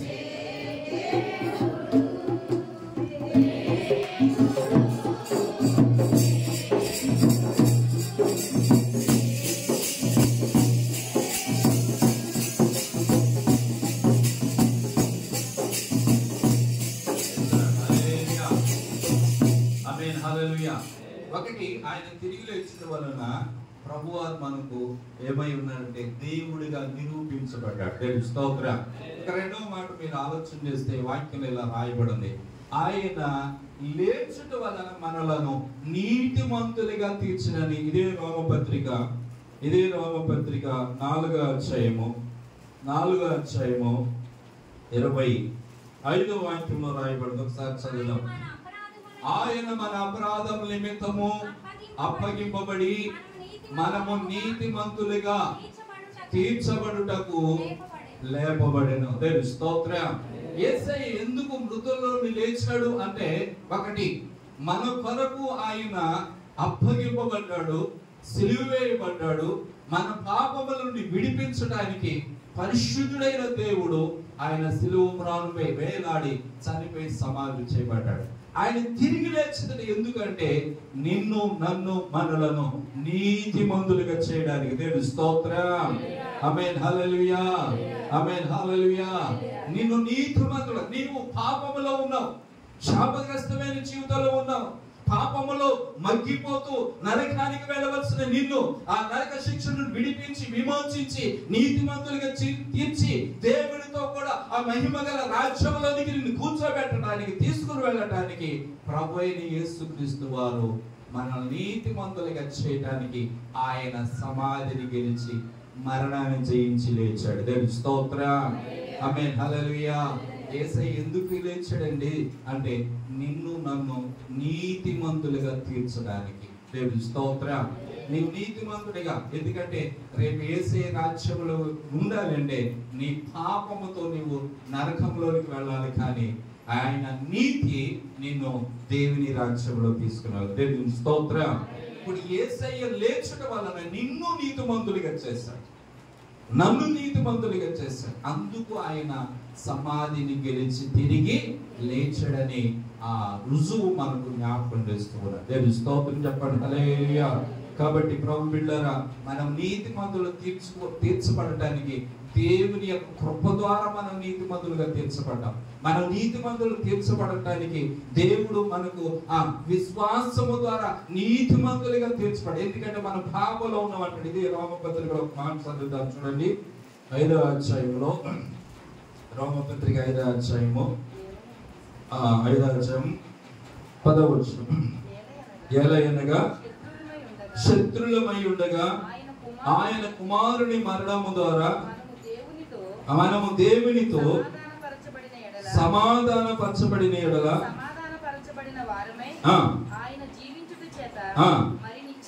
మరి నిశ్చయముగా రక్షించబడదుము. దేవుని స్తోత్రం. చూడండి, ఇక్కడ ఏమంటున్నాడంటే మనము శత్రులమై ఉండగా ఆయన కుమారుని మరణము ద్వారా మనము దేవునితో, అంటే ఏమవుతున్నామండి, సమాధానపరచబడిన వారమై ఆయన జీవించుట చేత మరి నిశ్చయముగా ఏమవుతున్నామండి, రక్షించబడదు అని దేవుని వాక్యం మనకు జ్ఞాపకం చేస్తుంది. కాబట్టి ప్రభు బిడ్డలారా, మనలను నీతిమంతులుగా, మన పాపముల నుండి, మన శాపముల నుండి విడిపించి దేవుడు మనలను నీతిమంతులుగా చేయడానికి. చూడండి ఇంకొక మాట, 3వ అధ్యాయము 24వ వచనం. అదే గ్రంథం 3. కృపచేతనే క్రీస్తు యేసునందు విమోచనము ద్వారా ఉచితముగా నీతిమంతులుగా తీర్చబడి. దేవుని స్తోత్రం. నీతిమంతులుగా తీర్చబడటానికి నువ్వేదో చేయలేదు, నువ్వు చేసిన పుణ్య కార్యాలు బట్టి నువ్వు నీతిమంతులుగా తీర్చబడాలా. లేకపోతే నువ్వు దేవుడికి ఇచ్చే అర్పణను బట్టు, లేకపోతే దేవుడికి ఇచ్చే వాటిని బట్టి ఏయో నేను చేశాను, మంచి పనులు చేశానని, మంచి కార్యాలు చేశానని, తీర్థయాత్రలు చేశానని, పుణ్యదానాలు చేశానని, వీటి ద్వారా నేనేదో మోక్షం వచ్చేది, నేను నీతిమంతుడు అయిపోయినా అనుకుంటున్నావేమో. కాదు, ఆయన చూడండి కృప చేతనే, చూడండి అక్కడ, ఆయన నమ్మువారు ఆయన కృప చేతనే క్రీస్తు యేసునందు విమోచనము ద్వారా, దేవుని స్తోత్రం, యేసయ్య యొక్క విమోచనము ద్వారా మనల్ని ఏం చేశాడు? ఆయన నీతిమంతులుగా తీర్చాడు. అందుకు ఆయన లేపబడ్డాడు. ఆమేన్, హల్లెలూయా. తన కృపను బట్టి నిన్ను విమోచించి తనతో కూడా ఉండే భాగ్యం దయచేయాలని ఆయన నీతిమంతులుగా చేయటం కొరకు యేసు ప్రభువారు మనలను లేపటం, ఆయన లేచి ఉన్నాడని దైవ వాక్యం మనకు జ్ఞాపకము చేస్తూ ఉన్నది. దేవుని స్తోత్రం చెప్తాం. హల్లెలూయా, హల్లెలూయా. కాబట్టి ప్రభు బిడ్డలారా, యేసు ప్రభువారు లేచుట వలన మనము జ్ఞాపకం చేస్తాం. ఒకటి, ఆయన దైవ కుమారుడు. ఎవరంటే ఆయన దేవుడు, దైవ కుమారుడు, దేవుని కుమారుడు నిరూపించబడ్డాడు. రెండవది ఏంటి మనం జ్ఞాపకం చేస్తుంటే మనల్ని నీతిమంతులుగా తీర్చాడు. ఇదే రోమపత్రికలో 10వ అధ్యాయంలో 4వ వచనంలో ఒక మాట ఉండొచ్చు, చదువుదాం చూడండి. రోమపత్రికలో విశ్వసించు ప్రతి వానికి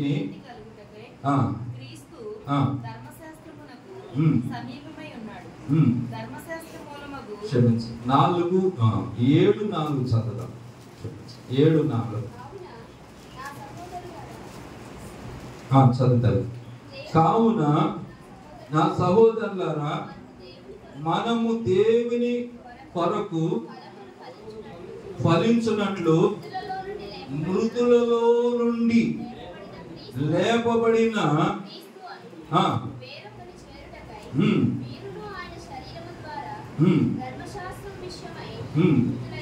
చాలండి. దేవుని స్తోత్రం చెప్పండి. హల్లెలూయా. ఇంకొక ఆశీర్వాదం ఇక్కడ రాయబడిన మాట ఏమంటే, మనము దేవుని కొరకు ఫలము ఫలించున్నట్లు మృతులలోని లేపబడిన క్రీస్తు అను వేరొకరిని చేరుటకై మీరును ఆయన శరీరము ద్వారా ధర్మశాస్త్ర విషయమై మృతి పొందితి. అంటే దేవుని బిడ్డలారా, దేవుని కొరకు నీవు ఫలించున్నట్లు. ఆమేన్, హల్లెలూయా. దేవుని కొరకు ఫలభరితమైన జీవితం జీవించడం కొరకు, అనేక ఆత్మలను ప్రభు దగ్గరకు నడిపించడం కొరకు, నీవు అభివృద్ధి చెందడం కొరకు దేవుడంట మృతులలో లేచాడు. దేవుని స్తోత్రం చెప్పండి. హల్లెలూయా. నిన్ను అంటు కట్టుకుంటున్నాడు అంటున్నాడు ఇక్కడ. ఏమంటాడండి? నిన్నంట ఆయన అంటు కట్టుకుని నువ్వు ఫలింపజేస్తాడు. ఇప్పుడు ద్రాక్షవల్లితో ఈ తీగ అంటు కడితేనే అది ఫలిస్తూ ఉందని ప్రభు అని తెలియజేశాడు. అంటే మనం అనీతిమంతులుగాను, దుర్మార్గులుగాను, దుష్టులుగాను, దేవునికి విరోధముగా జీవించని జీవితంలో దేవునికి విరోధములుగా జీవించి నాశనానికి వెళ్ళవలసిన మనలను దేవుడు ఏం చేశాడంటే పరిశుద్ధుడు అంటు కట్టుకున్నాడు. దేవుని స్తోత్రం. ఆ అంటు కట్టుకోవడం ద్వారా ఆ జీవం మనలోనికి వచ్చి, ఆ ప్రభావం మనలోనికి వచ్చి మనము కూడా ఫలింపబడిన జీవితం జీవిస్తూ ఉన్నాం. దేవుని స్తోత్రం. అందుకు లేపబడ్డాడని దైవ వాక్యం అంటారు. కనుక ఈరోజు ఈ 3 మాటలు మీ మనసులో పెట్టుకోండి. ఒకటి, దేవుని కుమారుడు అయినని జ్ఞాపకం చేశారు. రెండవది, మనము నీతిమంతులుగా తీర్చబడతాం. మూడవది, మనం ఆలోచన చేస్తే ప్రభు కొరకు అంటే ఏం చేయాలంటే ఫలించే వారుగా ఉండాలి. స్తోత్ర. ఫలభరితమైన జీవితం జీవించడానికి యేసయ్య నిన్ను అంటు కట్టుకున్నాడు, నిన్ను ఆయనతో కూడా జత చేసుకున్నాడు. నీవు ఆయనలో కలిసిపోవాలని అంటు కట్టుకోవడం. ఎందుకంటే మీరు దేవుని కొరకు, చూడండి, మనము దేవుని కొరకు ఫలము ఫలించున్నట్లు. స్తోత్ర. దేవుని కొరకు అంటే మనం ఏమవ్వాలండి? ఒక ఫలాన్ని ఫలించే వరకు ఉండాలి. ఈ సంవత్సరం ఒక ఫలభరితమైన జీవితం జీవించాలి.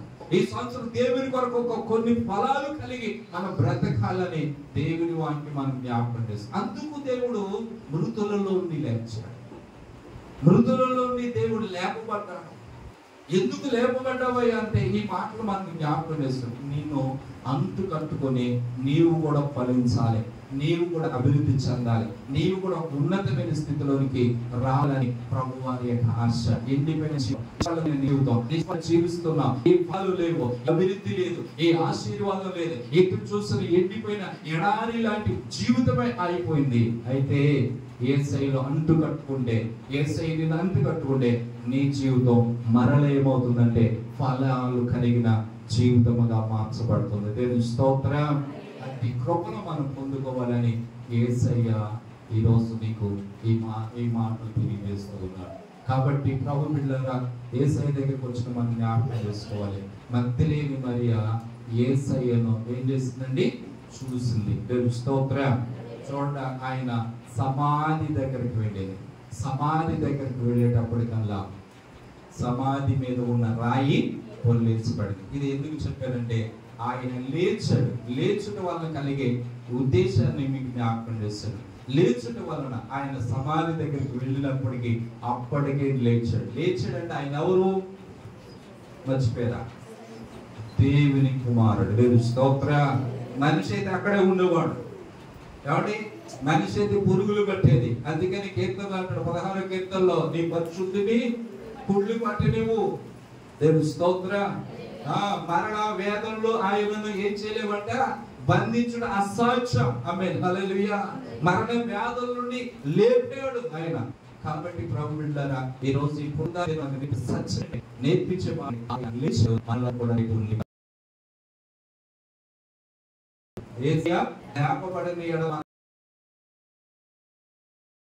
మన ప్రార్థనలమే, మన ఆరాధనలు వ్యర్థమే. గుడికి వెళ్ళే దేవుడికి నేను తీసుకుని వచ్చి ఖాళీ కూడా అన్ని వ్యర్థమే. ఎందుకని? ఆయన లేపడతో చేసినంత కూడా వ్యర్థమే. ఆయన లేచుట వలన నీకు విశ్వాసం ఉంది. ఆయన లేచుట వలన మనకు ఒక నిరీక్షణ ఉంది. ఏంటా నిరీక్షణ చెప్పనా? రేపు యేసయ్య నిన్ను కూడా మరణ శరీరాన్ని మహిమ శరీరంగా మారుస్తాడు. దేవుని స్తోత్రం. ఆమేన్, హల్లెలూయా. కాబట్టి ఈరోజు ఈ మాటలను మన మనసులో పెట్టుకొని ప్రభు యేసయ్య ఏ విధంగా అయితే సమాధిలో ఉండి లేచాడో రేపు నిన్ను కూడా లేపుతాడనే నిరీక్షణతో మనము ముందుకు సాగుదాం. మగ్దలేని మరియను కొంతమంది స్త్రీలు సమాధి దగ్గరికి వెళ్ళారు, చూశారు. చూసేటప్పటికల్లా రాయి పొల్లించబడి ఉంది. దేవుని స్తోత్రం చెప్పండి, హల్లెలూయా. ఏమండి? రాయి పొల్లించబడింది. వెంటనే వాళ్ళకి ఆశ్చర్యం అయిపోయింది. ఎవరో ఇక సమాధిలోనికి ఎవరో నా ప్రభుని ఎత్తుకెళ్ళిపోయాడని పరుగున పేతురు గారి దగ్గరికి వెళ్ళిపోయింది. యోహాను గారి దగ్గరికి వెళ్ళి శిష్యుల దగ్గరికి వెళ్ళారు. వాళ్ళు ఏం చేస్తారో తెలుసా? పరుగున యేసయ్య దగ్గరికి సమాధి దగ్గరికి వచ్చారు. వచ్చి చూసేటప్పటికల్లా పేతురు కంటే ముందుగా యవనస్తుడిగా ఉన్న యోహాను పరుగున పేతురు కంటే ముందు పరిగెత్తాడని వాక్యంలో రాయబడింది. ఈ యోహాను సువార్త 20వ అధ్యాయం. ఒక మాట చదువుకున్నాక ప్రార్థనలోకి వెళ్దాం, ప్రార్థన చేసుకుందాం. వాళ్ళిద్దరు కూడా కూడి పరిగెత్తుచుండగా పేతురు కంటే త్వరగా పరిగెత్తి ముందుగా సమాధి యొద్దకు వచ్చి వంగి నార బట్టలు పడి ఉండుట చూచెను. కానీ అతడు సమాధిలో ప్రవేశించలేదు. స్తోత్రం. ఏ ఉండుట చూశాడు? ఒక ఆయన ముందు పరిగెత్తుకొచ్చాడు. కానీ ఏం చేయలేదంట? లోపల ప్రవేశించాల.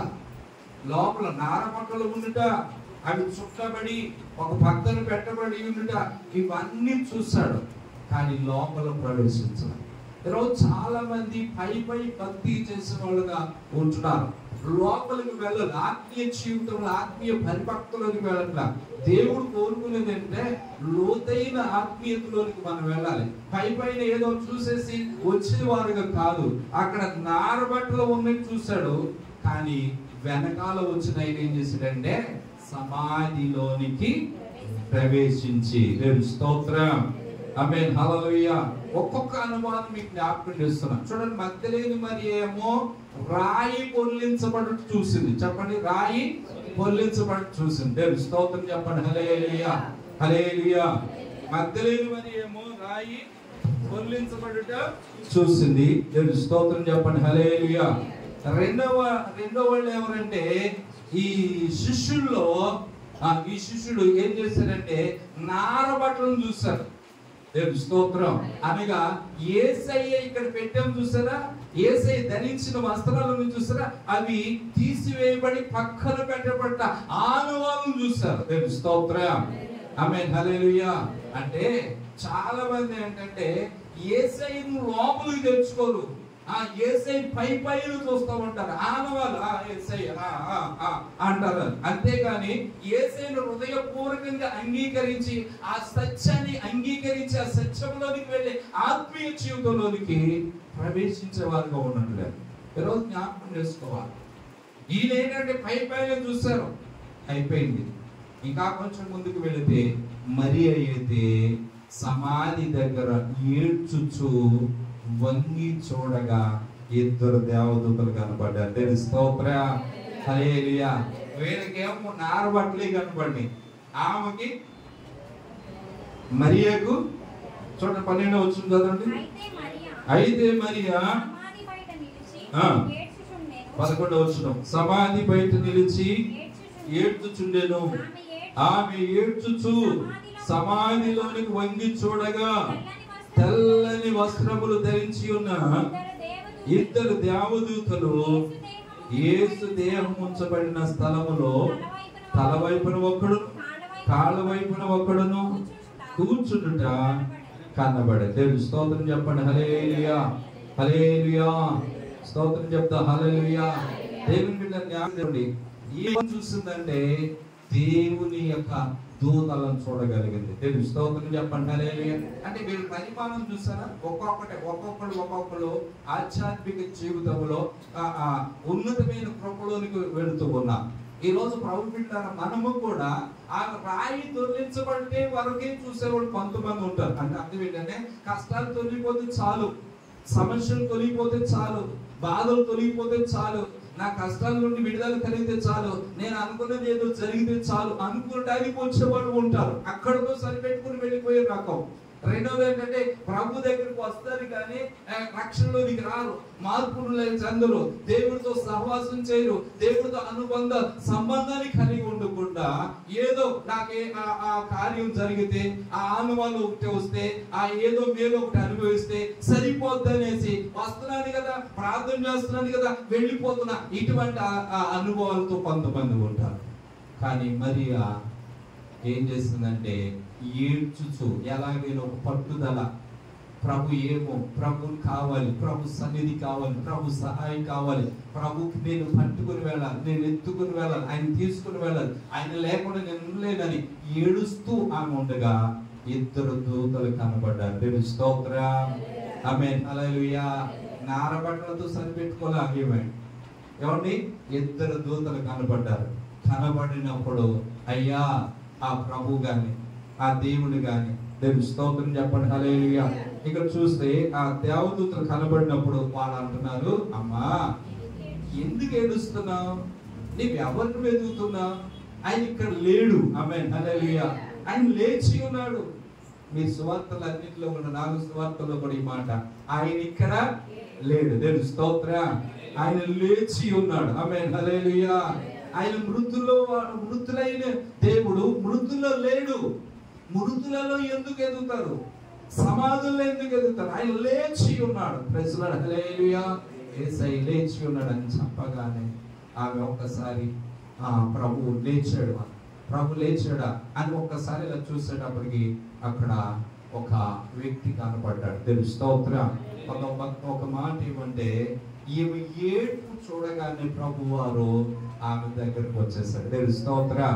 నీ కన్నీటిని చూసి యేసు దాటి వెళ్ళలేడు, నీ కన్నీటి ప్రార్థన చూసి యేసు వెళ్ళలేడు. దేవుడిని ఆపగలిగింది ఏంటో తెలుసా, కన్నీళ్లు. దేవుని స్తోత్రం. యేసయ్యని ఆపగలిగింది ఏంటంటే నీ పశ్చాత్తాపం. యేసయ్య నీ దగ్గర తీసుకురాగలిగింది నీ ప్రార్థన. ఆమేన్, హల్లెలూయా. ఇంకా దేని దగ్గరే దాటి వెళ్తాడే కానీ కన్నీళ్లతో పశ్చాత్తాపంతో ప్రభుతో ఎవరైతే మాట్లాడతారో వారిని ఆయన దాటి వెళ్ళలేడు. దేవుని స్తోత్రం చెప్పండి, హల్లెలూయా. కాబట్టి కన్నీటి ప్రార్థన పశ్చాత్తాపంతో ప్రభు తిరిగితే ఏమకు యేసయ్య కనపడ్డాడు. కానీ ఆయన అంటే ఆమె ఏమనుకుందంటే పాటమాలి. ఏమనుకుందండి, పాటమాలి అనుకుందంట. ఈరోజు చాలా మంది రక్షించడానికి వచ్చిన యేసయ్యను రకరకాలుగా మనుషులు రకరకాలుగా అనుకుంటున్నారు. కొంతమంది అమెరికా వాళ్ళ దేవుడు అనే వాడు ఒకరైతే, కొంతమంది మా దేవుడు కాదు లేబర్ దేవుడు అనేవాడు కొంతమంది. యేసయ్య అందరికీ దేవుడు స్తోత్రం. ఇప్పుడు చెప్పాను కదా, ఆయన ఎవరు అంటే మరణాన్ని జయించి లేచిన వాడు. దేవుడు స్తోత్రం. మరణపు ముళ్ళను విరిచిన వాడు. ఆమేన్, హల్లెలూయా. ఒకవేళ యేసుని ఏమనుకుంటారో ఆమె అనుకుంది తోటమాలి. ఏమనుకుందండి? తోటమాలి అనుకుని, అయ్యా నువ్వు కానీ నా యేసుని ఎత్తుకెళ్ళిపోయావా అనగానే యేసయ్య మరియా అని పిలిచాడు. వెంటనే బోధకుడా ప్రభుని అని ఆమె యేసయ్యతో మాట్లాడి. దేవుని స్తోత్రం. దేవుని బిడ్డారా, ఆ మరియాని పిలవగానే ఆమె ఎందుకు యేసుని గుర్తుపట్టలేకపోయింది? ఒకలాగా చెప్పాలంటే ఒక మాట చెప్తాను. మరణ శరీరము మహిమ శరీరంగా మార్చడాక కొంచెం వ్యత్యాసం కనపడుతూ ఉంటుంది. దేవుని స్తోత్రం. ఆమేన్, హల్లెలూయా. అంటే ఇలాగో ఉంటాము. ఈ శరీరముతో మనము ఈ యొక్క తలుపులు వేసి ఉన్న లోపలికి వెళ్ళవచ్చు. దేవుని స్తోత్రం చెప్పండి, హల్లెలూయా. తలుపులు వేసినట్టుగా ఉన్నా వెళ్ళిపోవచ్చు. ఈ మహిమ శరీరం దాల్చిన తర్వాత ఎలా ఉంటామంటే, మట్టి శరీరంతో ఉన్నప్పుడేమో మనం ఇక్కడ నుండి విజయవాడ వెళ్ళాలనుకోండి, బస్సు, ట్రైన్, అవి ఇవో ఆటో ఏదో ఎక్కి కష్టపడి వెళ్ళాలి. మహిమ శరీరంగా వెళ్ళాలని, మహిమ శరీరం అయిందనుకోండి, ఇక్కడ అక్కడ దిగుతాం, ఇలా ఎగిరితే అక్కడ పడతాం, అక్కడ ఉంటాం. నీకు ఈ అలసట ఉండదు, నీకు ఏమి ఉండదు. యేసయ్య అటువంటి మహిమ గల శరీరాన్ని మనకి ఇస్తాడు. దేవుని స్తోత్రం, హల్లెలూయా. అప్పుడు ఈ కాలు నొప్పులు ఉండవు. దేవుని స్తోత్రం. అప్పుడు ఈ బాధలు ఉండవు, ఈ తలనొప్పి ఉండదు. ఏమండి ఈ అసలు తట్టుకోలేకపోతుంది అంటే చూసా ఏమి ఉండవు. ఎప్పుడు మహిమ శరీరంగా దేవుడు చేయబోతున్నాడు రేపు. అందుకే ఆయన మరణించి తిరిగి లేచాడు. అందుకే ఆయన పునరుద్ధానుడైనాడు. దేవుని స్తోత్రం చెప్పండి, హల్లెలూయా. అలా నిన్ను కూడా దేవుడు మారుస్తాడు. అందుకని మరియాతో మాట్లాడుతున్నప్పుడు ఎవరో అనుకుంది. అప్పుడు ఆయన పిలిచాడు, బోధకుడా మరియా అనగానే వెంటనే బోధకుడా అని ఆయన మీద సాగిలు పడిపోయి, దేవుని స్తోత్రం, ఆయన పట్టుకోపోయింది అనమాట. సాగిలు పడేటప్పటికల్లా ప్రభువారు అన్నారు, ఆకు, నేను ఇంకా పరలోకానికి ఎక్కువ వెళ్ళలేదని. అప్పుడు వెళ్ళి నా సహోదరుడు చెప్పంటే, యేసయ్య గురించి మొట్టమొదటి సువార్తికురాలుగా, యేసయ్య బిడ్డలకు సువార్త చెప్పడానికి, శిష్యులకే బోధ చేయడానికి వెళ్ళిన మొదటి సువార్తికురాలు ఎవరంటే మగ్దలేని మరియా. దేవుని స్తోత్రం. ముందే అసలు మిమ్మల్ని స్త్రీలని దేవుడు ఆనుకున్నాడు. దేవుని స్తోత్రం చెప్పండి. స్త్రీల ద్వారానే సువార్త వ్యాప్తి, స్త్రీల ద్వారానే గొప్ప సైన్యం. ప్రభు రాజ్యం వరకు స్త్రీలను ఎంతగానో ప్రభు అని వాడుకున్నాడు. ఈరోజు ప్రభు మాట్లాడారు విన్న మనము కూడా ఆమె ప్రభుని ఏం చేసిందంటే యేసయ్యను చూడగానే ఆరాధన చేసింది. ఇది కావాలి మనలో. ఏం చేయాలండి? ఆయన ముట్టుకోకపోయింది. అంటే వాస్తవం చెప్పాలంటే ఆయన మొక్కడానికి పాదాలు తాకవద్దు, అమ్మ నాకు తాకవద్దు. తెలుసు స్తోత్రం. అది ఆరాధన. అంటే ఇంకోగా చెప్పాలంటే యేసయ్యను చూడగానే యెషయా ఏం చేశాడంటే, అయ్యో నేను అపవిత్రమైన పెదవులు గలవాడును, అపవిత్రమైన మనుషుల మధ్య ఉన్నాను అని ప్రభు దగ్గర తాను ఏం చేసుకున్నాడండి? తగ్గించుకున్నాడు. యోహాను పద్మస్ ద్వీపంలో ఉన్న యేసును ఆ మహిమను చూడగానే ఆయన ఎదుట ఏం చేశాడంటే చచ్చిన వాడైపోయాడు అని వాక్యున్నాడు. ప్రభువును చూసిన వాళ్ళందరూ వారి జీవితంలో ఒక పరివర్తన వస్తుందండి, ఒక మార్పు వస్తుందండి. ప్రభువును చూసానంటానికి మన జీవితంలో మార్పు అనేది కనబడాలి. మీరు స్తోత్రం చెప్పండి, హల్లెలూయా, హల్లెలూయా. నీ మనసు మారాలి, నీ బుద్ధి మారాలి, గుణాలు మారాలి, మన ఆలోచనలు మారాలి, మన మాటలు మారాలి, మన యొక్క చూపులు మారాలి, మన తలపులు మారాలి. ఇదివరకులాగా మనం ఉండకూడదు. మార్పు వచ్చేస్తుంది. ప్రభు వారికి ఏదేమి చేస్తారు. దేవుని స్తోత్రం. యేసయ్యను దర్శించిన తర్వాత యేసయ్యను తాకిన ప్రతి వ్యక్తి జీవితంలో కలిగింది ఏంటో తెలుసా? పిరికి వారు ధైర్యవంతులుగా మార్చబడ్డారు. దేవుని స్తోత్రం. పనికిరాని వారు ప్రయోజకులుగా మార్చబడ్డారు. దేవుని స్తోత్రం. ఉపయోగం లేని వారు నిరుపయోగులుగా జీవించిన వారు అందరికీ ఉపయోగకరంగా మార్చబడ్డారు. దేవుని స్తోత్రం. పేతురు గారు పిరికివాడిగా చిన్న పిల్ల నువ్వు వాళ్ళతో కూడా ఉన్నా అంటే ఏమైపోయింది? ఏమన్నాడు ఆయన? ఏమన్నాడండి? ఆయన ఎవరో నాకు తెలియదు అన్న. అటువంటి వాడు యేసయ్య కొరకు సింహముగా గర్జించే ఒక గొప్ప యోధుడిగా మార్చబడ్డాడు. దేవుని స్తోత్రం. చంపేస్తారండి, చదవడానికి నేను సిద్ధమే. మేము మనుషుల మాట వినవలనా దేవుడి మాట వినవలనా? మీరే చెప్పండి అని ధైర్యంగా నిలబడి ప్రభుకు ఒక సాక్షిగా నిలబడ్డాడు. దేవుని స్తోత్రం. ప్రాణాలు త్యాగం చేశారు, ప్రాణాలు అర్పించడానికి వెనుకాడని వారిగా వచ్చారు. ఎందుకో తెలుసా? పునరుద్ధాన శక్తిని వారు చూశారు కనుక ఈ రోజు యేసయ్య శక్తిని నువ్వు అనుభవిస్తే, యేసయ్యలో నువ్వు ఉన్నట్లయితే, యేసయ్యను చూడగలిగితే, యేసయ్య ప్రభావాన్ని మనం అనుభవించగలిగితే, అది ఎలా అంటే దేవుని వాక్యం చేత. ఆదియందు వాక్యం ఉండదు, వాక్యమే దేవుడు. కనుక ఈ దేవుని వాక్యాన్ని ఎవరైతే హృదయంలో చేర్చుకుంటారో వారు దేవునికి ఒక రోషం కలిగిన జీవితం కలిగిన వారుగా ఉంటారు. అలాగా మరియా ప్రభుకు ఒక సాక్షిగా నిలబడినట్లుగా మనము కూడా ప్రభు కొరకు జీవిస్తూ చిన్న ప్రార్థన చేసుకుని తలవంచుకొని చిన్న ప్రార్థన చేసుకుని స్థలం నుండి వెళ్దాం. Praise the lord. హల్లెలూయా. ప్రార్థన చేసుకుందాం. ఒక 2 నిమిషాలు అందరూ కూడా ప్రార్థనలో గడుపుదామండి. ప్రార్థన చేద్దాం. స్తోత్రం, స్తోత్రం, స్తోత్రం. ఆమేన్. హల్లెలూయా, హల్లెలూయా, హల్లెలూయా. విన్న మాటలు కొద్దిగా జ్ఞాపకం చేసుకుందాం. యేసయ్య ఈ రోజు నీ కొరకు, నా కొరకు మరణాన్ని జయించి, సమాధిని గెలిచి, మృత్యుంజయుడై, పునరుద్ధానుడై లేచి ఇదిగో మనల్ని కూడా జీవింప చేయడానికి ఇదిగో ఈ రోజు నీతో, నాతో, మనతో మాట్లాడుతూ ఉన్నాడు. కనుక జ్ఞాపకం చేసుకో ప్రభువా, నిజమేనాయన నా జీవితంలో నాయన ఎన్నో అయా ఆత్మీయ జీవితంలో బలహీనమైపోయిన నన్ను మరలా అయా బాగు చేయడానికి ఈ రోజు మీరు మాట్లాడిన ప్రతి పలుకును బట్టి స్తోత్రం నాయన. యేసయ్యా నీ స్తోత్రం అని చెప్తా. ఆమేన్. హల్లెలూయా, హల్లెలూయా, హల్లెలూయా, హల్లెలూయా, హల్లెలూయా, హల్లెలూయా, హల్లెలూయా. తండ్రి నీ స్తోత్రం, స్తోత్రం, స్తోత్రం, స్తోత్రం, స్తోత్రం. మగ్దలేని మరియ ప్రభును చూస్తుంది. ఈ రోజు నేను చూడాలయ్యా, నేను చూడాలి. అవునైనా పెందల కడని సన్నిధికి వెళ్ళాలి, నేను ఆరాధన చేయాలి, నేను సేవించాలి, నేను స్తుతించాలని ఆశ నాలో కలగాలి ప్రభు. ఎన్నో పర్యాయాలను నేను చూడలేక నీ సన్నిధికి రాక నాయన స్వార్థను, నిర్లక్ష్యం, బద్ధకముతో అయా జీవిస్తున్నాను ప్రభు. నన్ను జ్ఞాపకం చేసుకో ప్రభు. క్షమించి నాయన మరలా ఈ రోజు నుండి నాయన నీ సన్నిధిలో యోగ్యుడిగా నిలబడటానికి సహాయం చేయాలని అడుగుదాం. అందరూ ప్రార్థించండి. యేసయ్యా నిజమే ప్రభా, నా ఆత్మీయ జీవితంలో నాయన ప్రభా పై భక్తి కాకుండా లోతైన ఆత్మీయ జీవితంలోనికి వెళ్ళటానికి, ప్రార్థన జీవితంలో గడపటానికి, కృప పొందుకోవడానికి నాయన నేను చూసే ధన్యతను, నిన్ను పట్టుకునే నాయన ప్రభా నేను తీసుకుని వెళ్ళాలనే ఆశతో నీ సన్నిధిలో గడిపే బిడ్డగా నేను ఉన్నట్లు సహాయం చేయన. వచ్చిన వారు వచ్చినట్టుగా వెళ్ళకుండా ప్రభా నీ శక్తిని నాకు దయచేయండి అయ్యా అని ప్రార్థించాలి. యేసయ్యా నీ స్తోత్రం, స్తోత్రం, స్తోత్రం.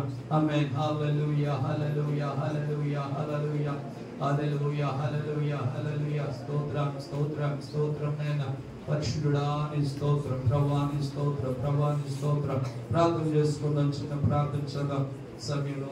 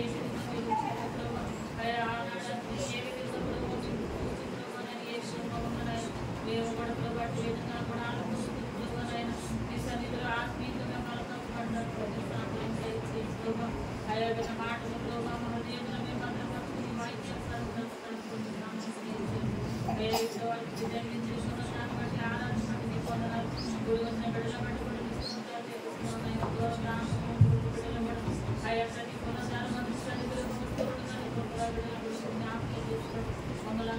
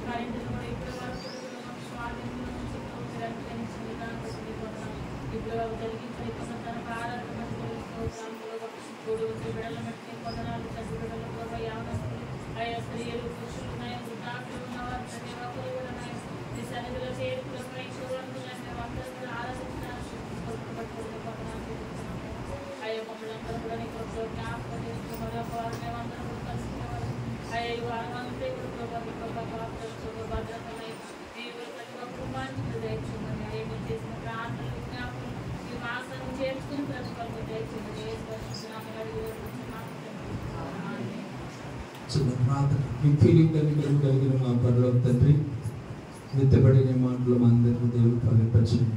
ప్రభావం మేము కూడా ఈ శరీరంలో ప్రత్యక్షతను మేము చూడగలిగినట్టుగా మా మనోనేత్రాలు వెలిగించారు తండ్రి. అయ్యా మీరు లోపల వచ్చి మా కొరకు ప్రాణం పెట్టి సమాధి చేయబడి తిరిగి లేచి మమ్మల్ని నీతి మందులుగా తీర్చి దేవా ఇదిగో నేను మీ కొరకు ఫలించాలని ఆశతో ప్రభా మా కొరకు నేను ప్రభా అయ్యా మరణాన్ని జయించారు, సమాధిని గెలిచారు. స్తోత్రం. ఆ రీతిగా మేము కూడా మీ కొరకు ఫలించి అనేక ఆత్మలన్నీ వైపు నడిపించే ఒక ఆత్మీయ ఫలభరితమైన జీవితం కలిగి ఉండడానికి సహాయం చేకూర్చి బిడ్డలందరూ పట్టుకోవడం వందనాలు చూస్తూ వారి కుటుంబాలలోని ఆత్మకార్యాలు జరిగించండి. ఇక్కడికి వచ్చిన వారందరినీ వారిని తిరిగి ప్రయాణమే ఆయన గృహాలకు వెళుతున్న ప్రతి బిడ్డతో కూడా ఈ సన్నిధితో ఉంచి తిరిగి సమాప్తి వారికి సదాకాలం మీతో కూడా ఉంటానన్నా ప్రభావ మీరే తోడుగా నీరుగా అండగా తోడుగా కోటగా ఆశ్రయంగా దుర్గముగా శైలములు నీ బిడ్డలు మీరు బలపరిచి జీవించండి. ఈ వారం అంతా పని పాటలు ఆయన ప్రభావం స్కూల్స్ కాలేజీలకు అలాగే ఆయన ప్రభావం ఎగ్జామ్స్ రాస్తున్న బిడ్డలందరికీ కూడా మీ కాపుదల క్షేమం దయచేసి జ్ఞానాత్మక బిడ్డలు నింపండి. జాబుకు వెళ్తున్న బిడ్డలతో కొనిసండి మనల్ని అందరూ కలుసుకున్న వాళ్ళు కృపగా పడి కృపను దయచేయండి. దాని బిడ్డల ఆరాధనలో పాల్గొంటున్న ప్రతి బిడ్డను బట్టి చూసుకోవాలి. కాలం పైన వారితో మరణించి మరొక పర్యాయం బిడ్డలను కూడా నడిపించాలి. ఎవరైతే అవసరతలు ఉన్నారో అర్థంలో ఉన్నారు మరి అర్థంలో అవసరం క్రీస్తులో తీర్చి జీవితాలు ప్రతి బిడ్డను దయచేయాలి. మా ప్రభుత్వ రక్షకుడు యేసయ్య ద్వారా చెల్లించి వేడుకుంటున్నాం తండ్రి.